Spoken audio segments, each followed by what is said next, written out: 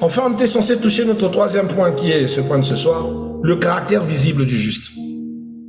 Quels sont les caractères visibles du juste? Ou lorsqu'on voit le juste, on sait que ça c'est la nature du juste. Dans les valeurs visibles du juste, nous avons la paix intérieure. Celui qui est dans la justice ne craint rien. Il n'a pas peur des représailles. Précieuse reine élue, écoute ce message. Tant que tu sais que tu n'as rien fait, que tu n'as aucun problème avec quelqu'un, que tu n'as aucun souci avec qui que ce soit, la justice veut que tu aies la paix. Tu ne peux pas te sentir à chaque fois dans le feu et te dire que tu as Jésus avec toi et que tu n'as fait du mal à personne. Quand vous savez que vous avez fait du mal à personne, alors bien aimé, attendez-vous que personne ne soit capable de vous faire du mal. Tu ne m'as pas compris. Je monte le niveau. La Bible dit que ce que vous ne voulez pas qu'on vous fasse, ne le faites pas aux autres. Il y a une loi dans la spiritualité qui fait que ce que je donne, c'est ce que je reçois. Ce que tu donnes et ce que tu recevras. La différence, c'est que quand tu le donnes, ça a une faible impact. Mais au retour, tu l'as en plus forte pression.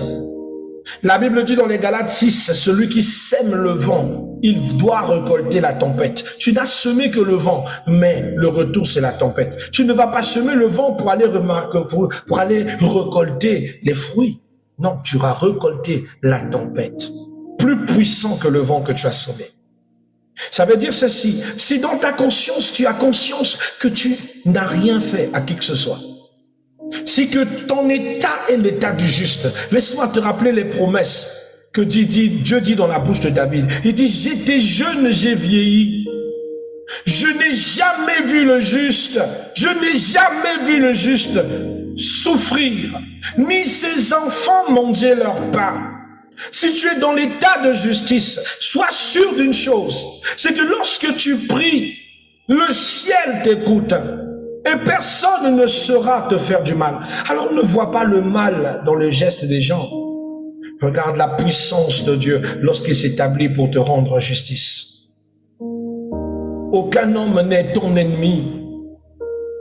Toutes ces personnes qui veulent se faire ton ennemi, Dieu les rendra marchepied. La Bible dit ceci, Dieu fait de tes ennemis des marchepieds. Quand tu es dans l'état de justice, tous ceux qui prennent une arme contre toi, Dieu fait de lui un escalier que tu vas marcher dessus. Oh, quelqu'un m'entend? Je dis l'état de justice est un état que Dieu met et dispose tout pour toi. Dieu ne permettra pas qu'on touche le juste. Quand vous remarquez que la tribulation devient forte et que la menace devient dure, revoyez votre marche. Quand votre conscience et votre esprit vous dit que vous n'avez rien fait et que vous êtes dans l'état de justice, gardez silence. L'Éternel combattra pour vous. Car la justice, bien aimé, laisse une des valeurs précieuses qu'on appelle la paix intérieure. Je ne sais pas ce que tu me reproches, je n'ai rien fait, j'ai la paix en moi, je ne craindrai rien. La deuxième des choses que la justice donne comme valeur, c'est la stabilité spirituelle. Quand vous êtes dans l'état de justice, votre spiritualité va de gloire en gloire, de réussite en réussite. Il grind now every time. Il grandit en tout le temps. Il ne s'arrête pas. Parce que l'état de justice ne permet pas que votre spiritualité baisse. Lorsque votre justice est au zénith, vous recevez le discernement.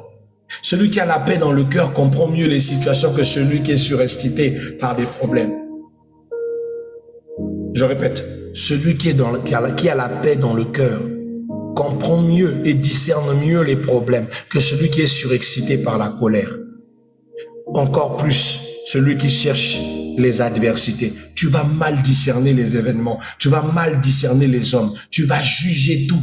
Tout sera négativité, que négativité. Pourquoi? Parce que il te manque la vraie justice dans ton cœur. Pourquoi ton corps te rappelle que tu n'es pas droite et qu'il y a des choses que tu dois arranger. Voilà pourquoi tu es en constante peur.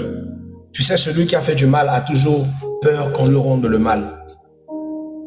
Celui qui a blessé a peur d'être blessé. Celui qui a volé a peur d'être volé. Celui qui a outragé a peur d'être outragé. On a peur des choses que nous avons nous-mêmes souvent fait aux autres. On a peur de souvent des mêmes positions que nous avons dû avoir aux autres. C'est toi-même qui as dit du mal de l'autre et tu as peur aussi qu'on dise du mal de toi. On dira, car ce que l'homme aura sémé, il le moissonnera. Donc retiens bien, mon bien-aimé, que tout ce que tu donnes, c'est ce que tu reçois. Tu ne vas pas t'attendre à avoir semé un manguier pour que tu ne récoltes des figuiers. Pas du tout. L'état de justice est l'état de l'équilibre spirituel. D'accord? Car la justice, la vraie, procure le discernement. Il procure la patience. Il procure la fidélité. Il procure la maîtrise de soi. Celui qui est dans la justice, il ne panique pas. Il ne panique pas. Un jour, je vais vous partager cette triste histoire. Je suis allé voir une tante à moi. Et après l'avoir vue, je suis parti. Et quand je pars, on appelle pour me dire, Chris, lorsque tu étais assise au salon, là, tu n'as pas vu une enveloppe blanche avec des écriteaux dessus? Je dis non. Et j'entends la voix de ma tante qui crie, voleur, reviens ici. Moi, voleur. Sa fille a essayé d'utiliser la sagesse pour que je n'entende pas sa voix. Je suis parti vers elle. Je suis revenu vers elle. Et pendant que je revenais vers elle, elle s'apprêtait pour aller appeler la police pour aller m'appréhender. Et elle dit dans sa bouche que allons vite, on appelle la police, qu'on l'appréhende, qu'on m'arrête. Et je la regardais, j'ai dit, tante, quelle police cherches-tu pour m'arrêter? Je suis là, arrête-moi. J'avais mal pour cette accusation. Mon père n'était pas là, ma mère n'était pas là, j'étais livré à moi-même dans la main de quelqu'un que je considérais comme ma tante et que je l'aimais beaucoup de tout mon cœur. Je revenais de l'église, j'aurais dû passer et ne pas aller dans sa maison pour aller vivre cette humiliation. Alors j'entre dans sa maison. Elle a quand même envoyé des gens aller appeler les agents de police. Comme je ne suis pas son enfant, je ne suis qu'un voleur à ses yeux. C'était triste, mais ça m'a beaucoup appris dans la vie. Elle me dit, donne-moi mon argent. J'ai dit, tante, je n'ai pas pris ton argent. Tu l'as caché quelque part, tu as dû le jeter quelque part. Elle a fouillé mon sac. Elle a sorti la Bible, elle a sorti tout ce que j'avais dans le sac. Je la regardais juste comme ça, tante. Tu as conscience de ce que tu es en train de faire? Elle m'a giflé. J'ai dit, gloire à Dieu, tante. Je ne crains rien, je n'ai rien fait. Les policiers sont arrivés. Et quand ils arrivent, l'un d'entre eux me regarde pendant que la tante parle et dit, madame, attention, présomption d'innocence. Je suis policier. Je sais reconnaître un voleur quand je le vois. On ne voyait pas son apparence. On était seul ici. On était ici tout seul. J'ai dit, tante, permets-moi. Quand tu avais ton enveloppe, tu étais où? J'étais avec toi au salon. Je me suis déplacé. Quand je suis revenu, l'enveloppe est perdue. J'ai fermé les yeux. J'ai dit, Seigneur, peux-tu me sortir de cette situation angoissante, dégueulasse? Quand j'ouvre les yeux, le Seigneur me montre l'enveloppe. Il me dit, elle a classé ça dans ses dossiers, dans les dossiers qu'elle avait en main. J'ai dit, tante, tu avais des dossiers en main. Tante, tu avais des dossiers en main. Il dit, ferme-la, voleur. Il a insulté mon père, qui est son grand frère. Elle a insulté ma mère, qui était sa belle-sœur, qui n'avait rien à voir dans cette affaire. Et là, j'ai compris que derrière certains sourires se cachent des gens qui vous détestent depuis longtemps. Il y a certaines personnes qui font fi de vous dire « je t'aime », mais en réalité, ils ne vous aiment pas. Certaines personnes vous tolèrent, ils ne vous aiment pas. Vous êtes de la même famille. La petite incident l'a poussé à insulter mon père et à sortir des choses, à dénigrer ma mère, la même qui pouvait partager sa popote du mois avec elle, et m'a traité de tout, tandis que je venais de la maison qui un jour a approvisionné ces personnes quand ils vivaient dans la pauvreté. La police a dit à cette tante, madame, mais prenez le document qu'on vous dit. Où sont les documents? J'ai dit, elle avait un lot de documents entre ses mains. Qu'elle aille la prendre. Elle est allée prendre ce document. Il dit, toi, tu penses quoi? C'est toi qui as volé mon argent. Elle ouvre les documents. Elle n'avait même pas fait beaucoup d'efforts pour fouiller, que lorsqu'elle a ouvert juste le parapheur, l'enveloppe blanche était face à elle. Tout le monde pouvait voir l'enveloppe blanche, telle qu'elle avait décrite. Moi, j'avais des larmes aux yeux. Je venais d'apprendre combien les gens pouvaient être fourbes. Je venais d'apprendre que celle que j'aimais, mais n'avait pas la force de m'aimer comme je l'aimais. Je venais d'apprendre que la famille peut faire très mal que l'amitié. Je me suis levé, j'ai dit, monsieur l'agent, vous avez vu? Le monsieur l'a dit, attends madame, donc vous avez classé cet argent et accusé votre neveu de rien, insulté de tous les noms. Elle ne savait plus quoi dire. Elle n'a dit mot. Je me suis levé, j'ai essuyé mes larmes, j'ai reclassé mes affaires qu'elle avait jetées à même le sol. Je suis sorti et je me suis fait cette promesse, car mon père avait vécu ces mêmes choses très jeune. Les visites en famille, chez les tantes, chez les qui que ce soit, fini.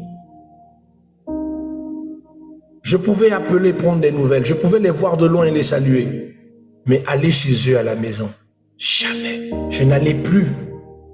J'étais dégoûté, même jusqu'à mon côté maternel. J'ai commencé à être dégoûté depuis ce jour-là, où j'ai été accusé de vol.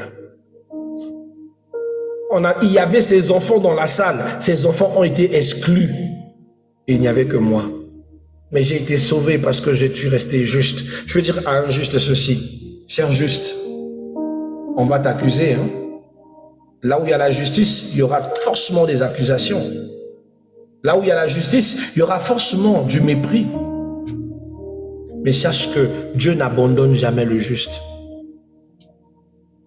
Alors aie de la maîtrise. J'avais cette maîtrise de soi mal de leur jugement, mais mon cœur était en paix, car je sais que je n'ai pas volé. Je n'ai pas pris cet argent. Elle est restée triste quand je suis allé parler de ça à mon père. Mon père l'a appelé et lui a dit au téléphone des vérités terribles. Il dit, toi et moi, oublie que je suis ton grand frère. Si même tu as l'article de la mort, meurs. Mais oublie que je suis ton grand frère. J'ai dit à mon père, ne fais pas ça. Il dit, jamais, moi je l'ai vécu. Sa mère m'a fait ça. Et toi, aujourd'hui, mon fils, c'est elle qui te fait ça. Elle connaît mon histoire. Et elle a refait la même chose sur toi. Cette génération où les fils de sa famille manquent du respect à mes enfants s'arrête là. Certaines personnes n'ont pas l'habitude d'aller visiter les gens ou les familles. C'est pas pour rien. C'est des parents blessés. Ma justice ne m'a pas abandonné. Amen.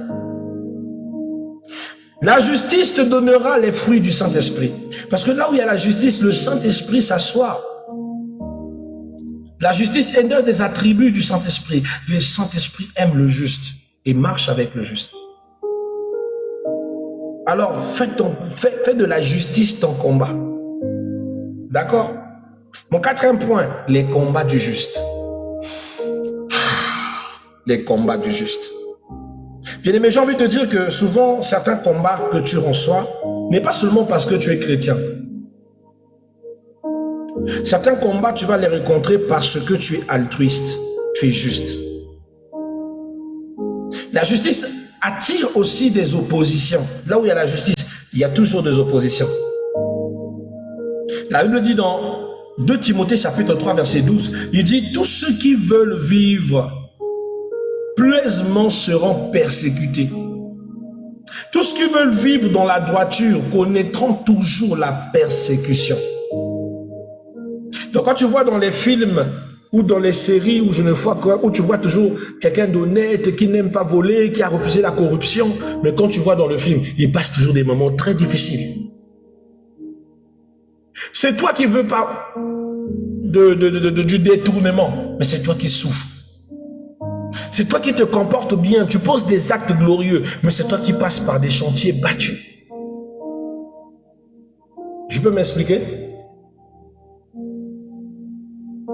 L'apôtre Chris Ben a choisi de servir Dieu et de ne pas du tout parler de l'évangile du spectacle et de l'argent. Recevoir les gens sans demander l'argent. Prier pour les gens sans demander l'argent. Aujourd'hui, il est traité des pauvres parce qu'il ne veut pas profiter des poches des gens. Mais moi, je suis ma justice. Dans ma justice, je ne vois pas pourquoi je vais te vendre ce que moi-même je n'ai pas acheté. J'ai reçu ce don gratuitement, je le donne gratuitement. Mais pour certaines personnes, mon état, ma pauvreté est la conséquence de ma pseudo-justice. Et certains te disent que si tu étais intelligent, parce que pour eux, leur manière de vivre, c'est de l'intelligence, tu aurais construit et bâti et vécu une vie plus meilleure que ça. Il dit, il y a des jeunes serviteurs qui te vaut plus financièrement. J'ai dit, tu as raison. Mais ma justice, je ne la compromettrai pas. Ah, j'ai vécu des moments difficiles à cause de la droiture. Un moment, tu vois ta vie, tu vois la vie des autres, tu dis, ah Seigneur, Zobandengai. Ça signifie l'idiot, c'est moi. Mais j'ai connu aussi des moments où ma droiture m'a payé. Où la justice m'a récompensé plus que le nombre de fois que j'ai vécu dans des moments difficiles.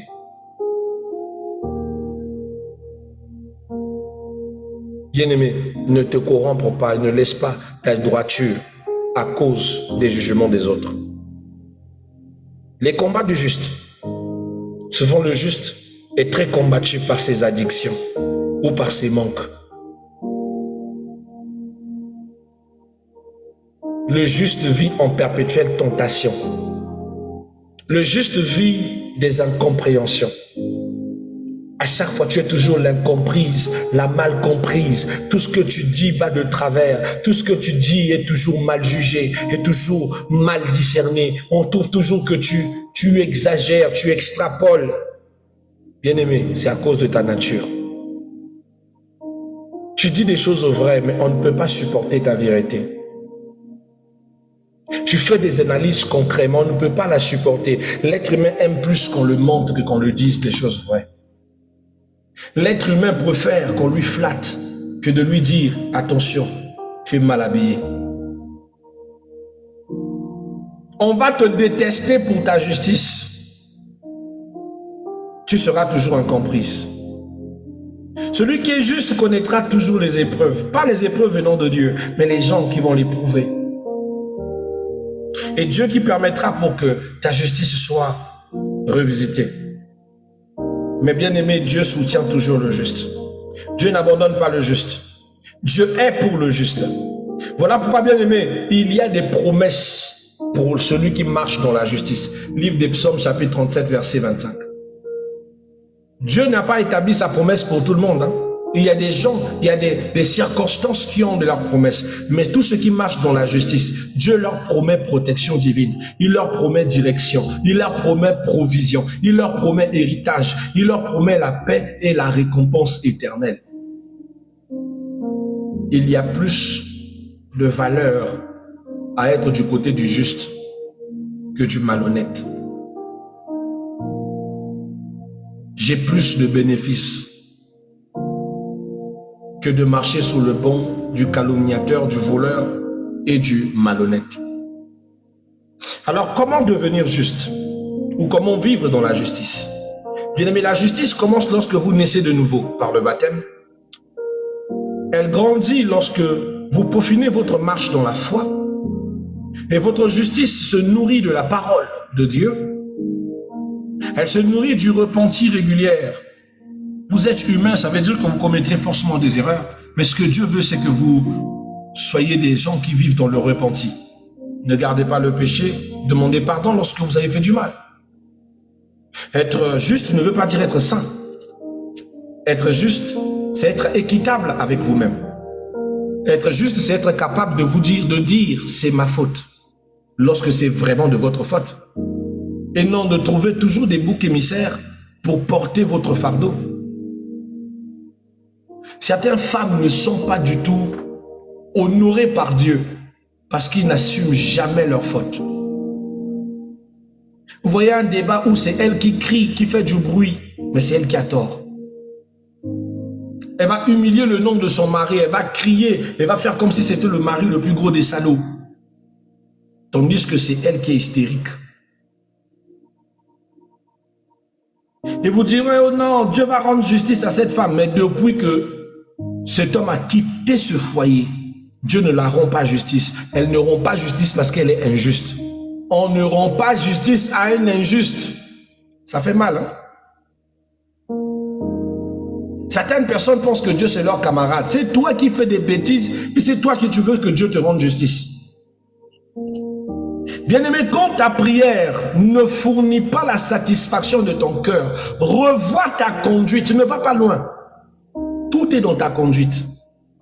Tu peux tromper les hommes, mais tu ne peux pas tromper Dieu. On ne se moque pas de Dieu, dit la parole. Ce que l'homme aura sémé, il le moissonnera. Tu ne peux pas tromper Dieu. Donc ne sois pas juste à tes propres yeux. Ça ne suffit pas de te voir toi-même comme juste lorsque tu commets des actes d'injustice.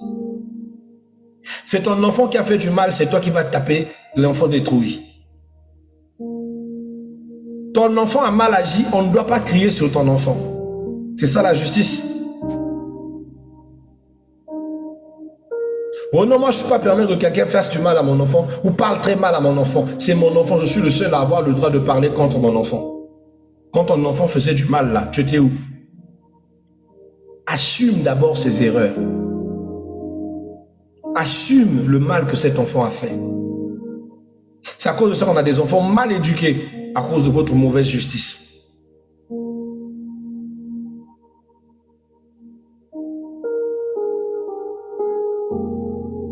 Soyez juste. Ça vous ouvrira des portes. Dieu ne résiste pas à la prière du juste. Je répète, vous remarquez que les choses n'avancent pas comme vous le voulez. Revoyez votre marche. Tout se trouve dans votre marche. Vous n'arrivez pas à mettre au monde. Vous n'arrivez pas à tenir des enfants.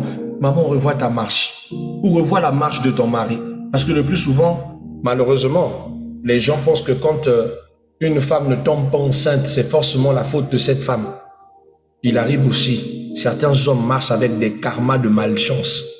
Lui-même n'a même pas un enfant, mais c'est lui qui t'accuse d'être stérile. Tandis que deux fois, c'est lui. C'est lui.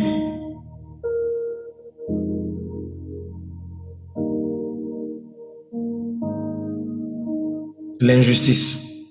Moi, j'ai connu une amie qui battait sa femme à cause de ça. Sa femme ne donnait pas des enfants, alors il la battait, il la maltraitait, couchait avec des filles pêle-mêle par-ci par-là. Lorsqu'un jour, le Seigneur me dit d'aller l'interpeller. Je viens, je dis, est-ce que tu peux passer au bureau qu'on parle, dire, oh non, tu vas me sermonner. Toi, ton travail, c'est sermonner les gens. Je dis, non, mais je fais mon travail, non? Je dis, mais pourquoi tu fais ça à ta femme? Elle dit, elle ne sert à rien. Elle est improductive. Je lui ai dit, aujourd'hui et ce matin, écoute bien, l'improductive, c'est toi. Cette fille-là, si elle sort de ta maison, le premier homme qui couche avec elle, elle tombe enceinte.